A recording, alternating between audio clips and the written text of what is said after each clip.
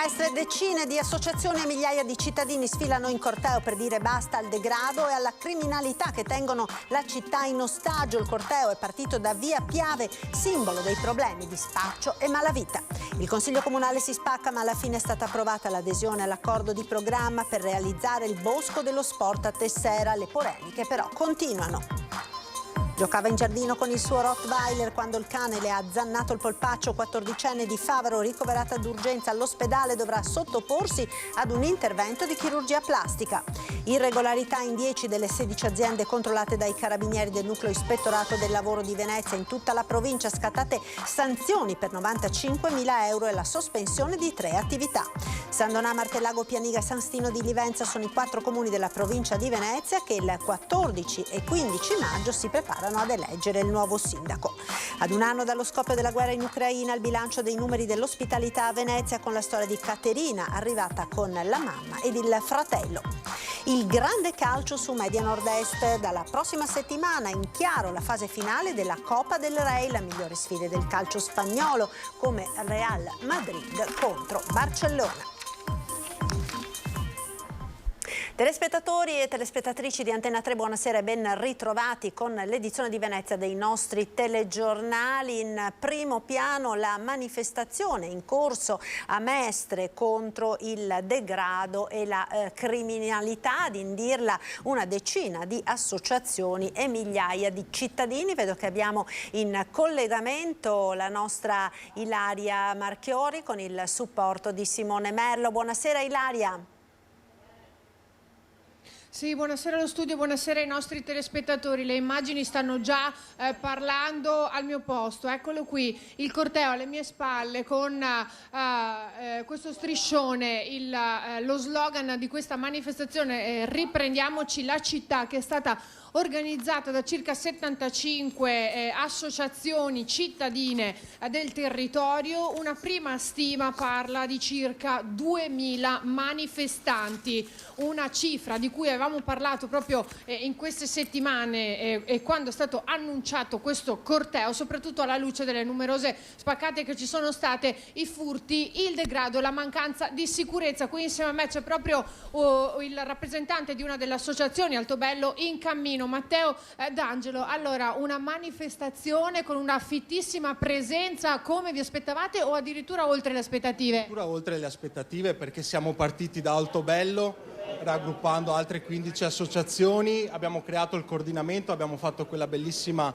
serata proprio qui al centro della parrocchia e abbiamo ricevuto quasi un'ottantina di adesioni totali. Quindi è evidente che il problema è sentito e sono sentite anche le proposte che noi poniamo.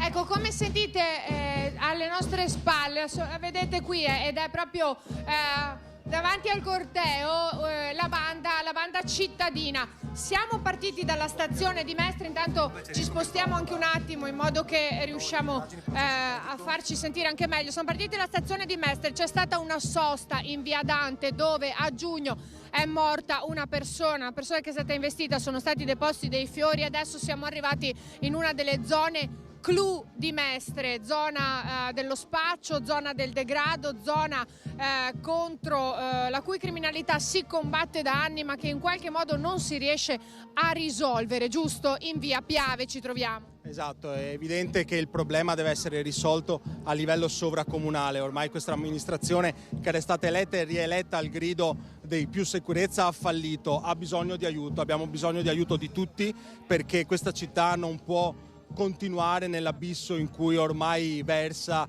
da parecchi anni. In sintesi, che cos'è che chiedete? Perché questa manifestazione non potrà passare inosservata. Le vostre richieste questa volta forse dovranno proprio essere ascoltate. Sono 3 i pilastri della nostra manifestazione: più sicurezza, più cura per la lotta al degrado in cui versa questa città e sicuramente più attenzione ai servizi sociali per recuperare le forti e le numerose marginalità che vediamo tutti i giorni in questa città, che occupano questa città. Molti dei commercianti che sono stati colpiti anche dalle spaccate di questi giorni parlano addirittura di presidi fissi di sicurezza. Sì, certo, questa è una delle proposte, quella di avere dei presidi fissi di posti di polizia con dei controlli appiedati, ma è solo una delle proposte. È evidente che la città è completamente abbandonata, la prova il fatto che solo nella notte tra il 24 e il 25 gennaio c'è stata una coppia di toscani che ha fatto ben 11 spaccate, quindi è evidente che il controllo del territorio non c'è.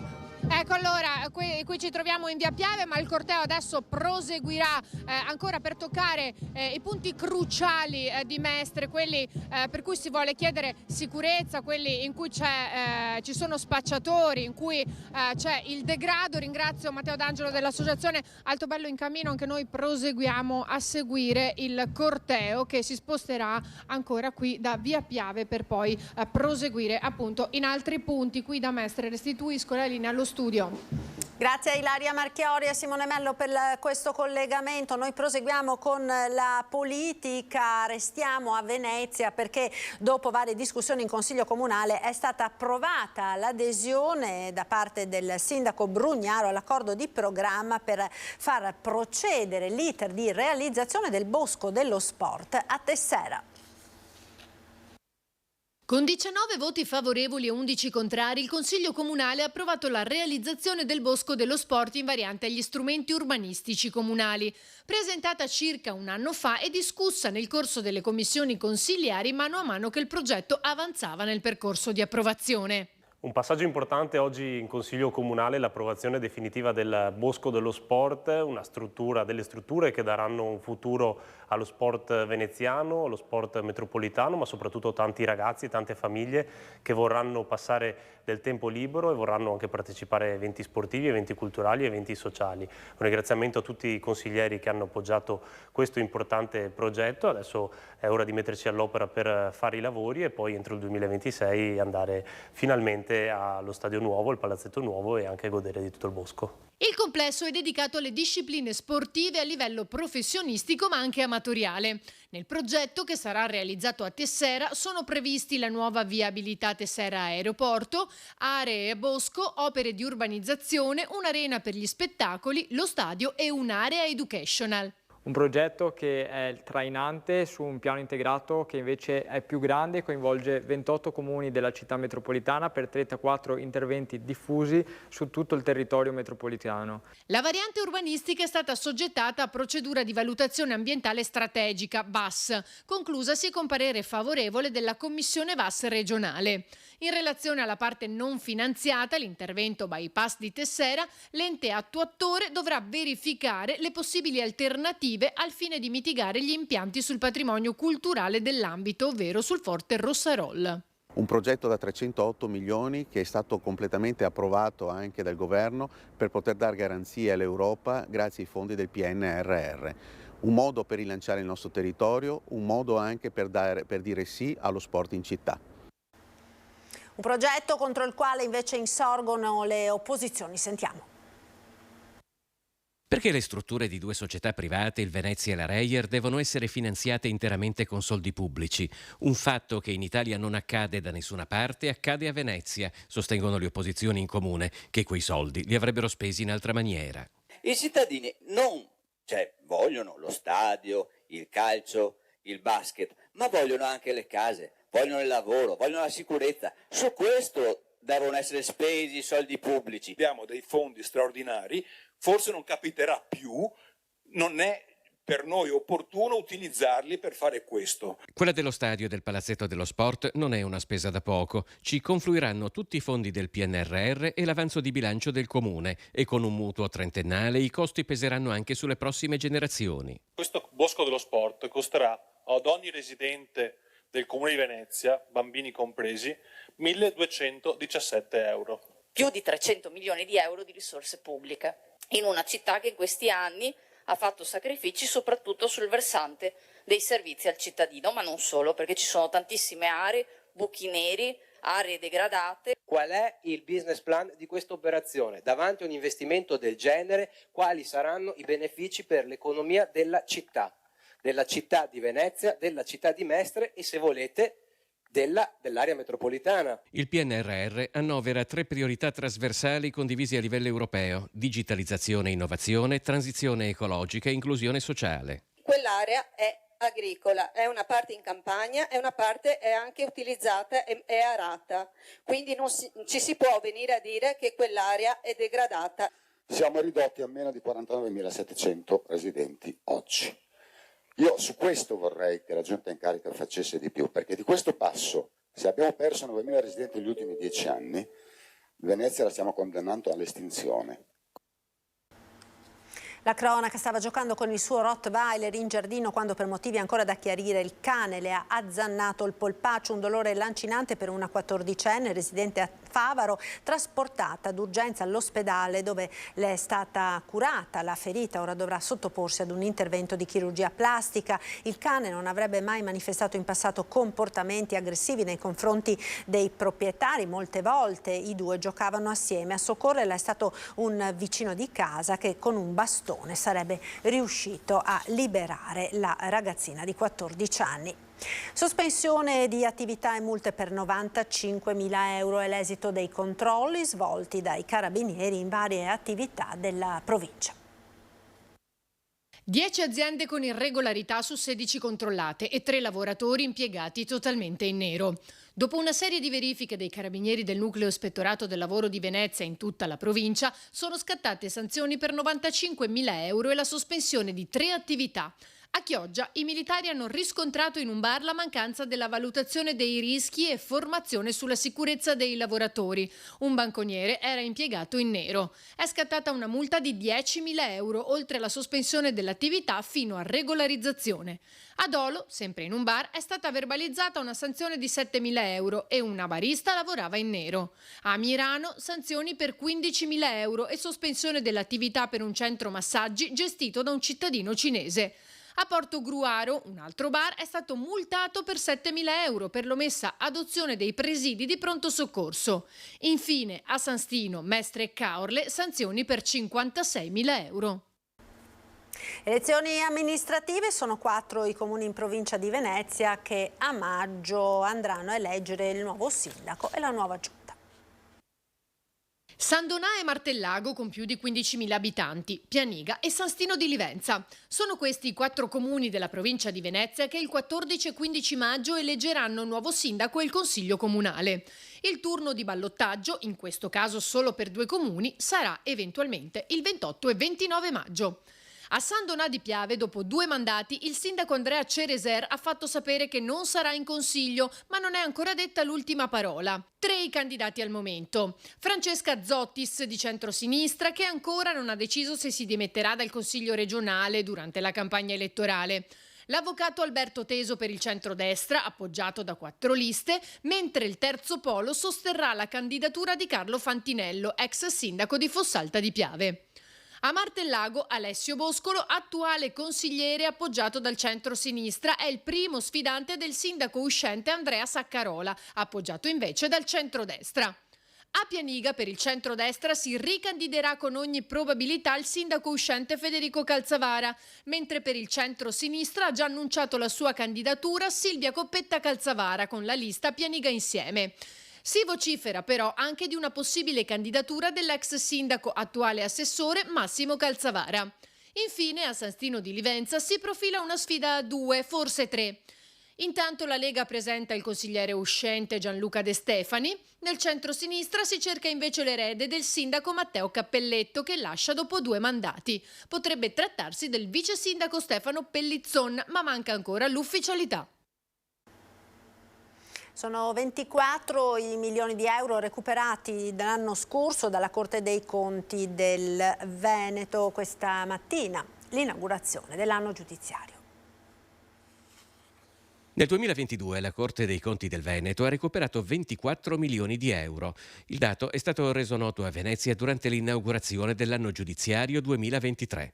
Dopo le limitazioni del Covid, l'anno appena trascorso ha registrato una crescita paragonabile al boom economico del dopoguerra. Dove poi iniziano a girare tanti soldi e A quello che abbiamo visto si aggiunge ciò che vedremo, cioè il PNRR, le Olimpiadi e via discorrendo. Naturalmente dove girano tanti soldi nascono tanti appetiti anche non proprio di natura criminale. Ugo Montella, procuratore regionale della Corte dei Conti, ha giudicato imponente anche il recupero di contributi pubblici acquisiti illecitamente da privati, soprattutto imprenditori del settore energetico. Ma la procura contabile ovviamente si è concentrata su più fronti, a partire da numerosi casi di contestuale svolgimento da parte di dipendenti pubblici di attività professionali non autorizzate o autorizzabili. La Corte dei Conti è un'istituzione, e quindi è la parte della magistratura che si occupa del danno erariale e quindi del fatto che i soldi pubblici vengano spesi bene. Da parte nostra fare questo percorso assieme alla Corte dei Conti significa avere meno difficoltà ad essere più operativi. Sul fronte politico inevitabile il dibattito su quella che oramai universalmente definita la paura della firma, quel timore di conseguenze indesiderate che può prendere l'amministratore pubblico di fronte all'approvazione di un provvedimento. La paura della firma è sicuramente umana, però il problema è quello di utilizzare il denaro pubblico come il buon padre di famiglia, e cioè come una persona che cura gli interessi della propria collettività senza disperdere, deviare, distorcere denaro. Ad un anno dallo scoppio della guerra in Ucraina, il bilancio dei numeri dell'ospitalità a Venezia con la storia di Caterina, arrivata assieme a mamma e fratello.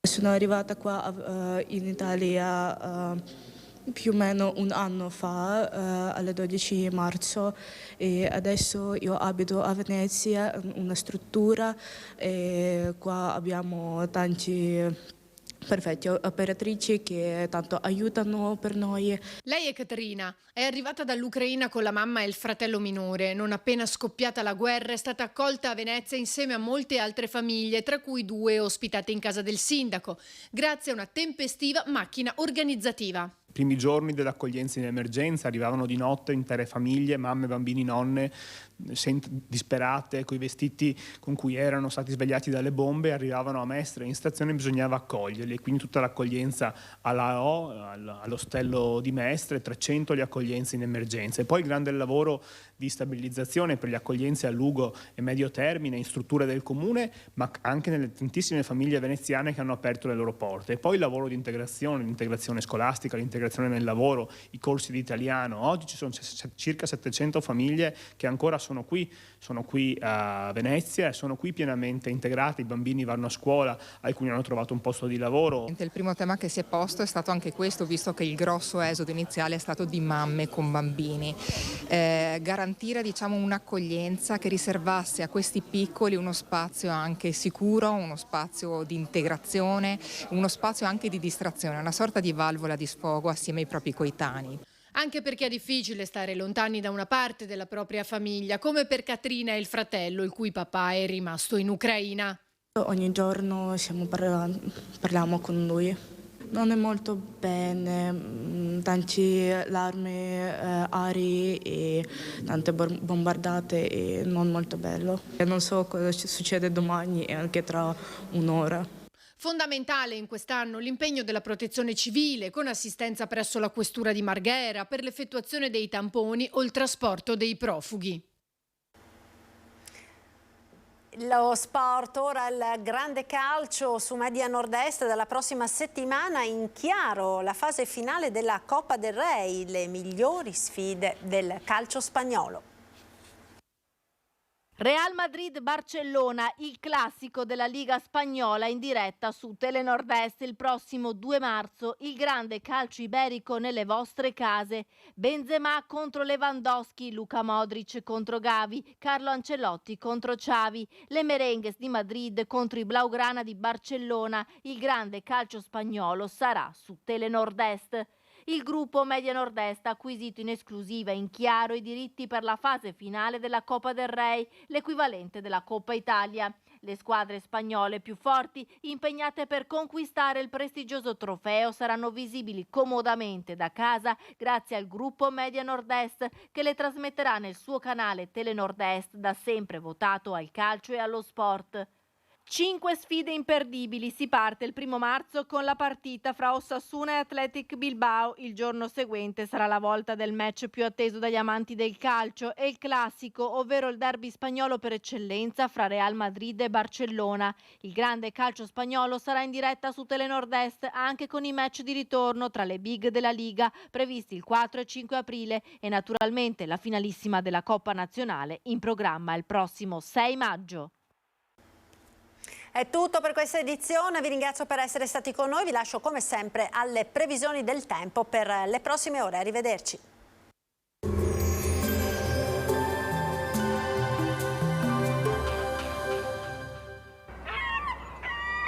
A Venezia per le tue compravendite Venis Immobiliare Cera, agenzia leader. Benvenuti al Meteo. Solo qualche disturbo sul nostro territorio, ma il clima mite alle ore contate a causa di un'irruzione di aria artica. Da domenica attesi venti intensi e brusco calo termico. Vediamo insieme il dettaglio. Sul Veneto la grafica di sabato 25 febbraio ci mostra una situazione buona. Tuttavia avremo nubi più significative sulle zone montane e localmente anche in pianura. Precipitazioni possibili in giornata sui monti e sulle prealpi. Entro sera non esclusi occasionali fenomeni sulle zone costiere. Venti tesi da direzioni variabili. Temperature ancora stazionarie e gradevoli, minime tra 4 e 9 gradi, massime invece tra i 12 e i 16 gradi. Ci spostiamo ora sul Friuli Venezia Giulia. Avremo cielo coperto con possibili piogge, specie sulla costa, sul Carso e sull'Isontino, altrove momenti asciutti e soleggiati. Temperature minime tra 6 e 8 gradi, massime sui 12-13 gradi. Infine diamo uno sguardo alla situazione del Trentino Alto Adige, dove avremo tanto sole ovunque, solo con dei temporanei annuvolamenti.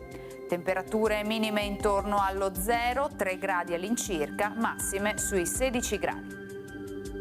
Dal meteo di Antenna 3 per ora è tutto, grazie per l'attenzione, arrivederci.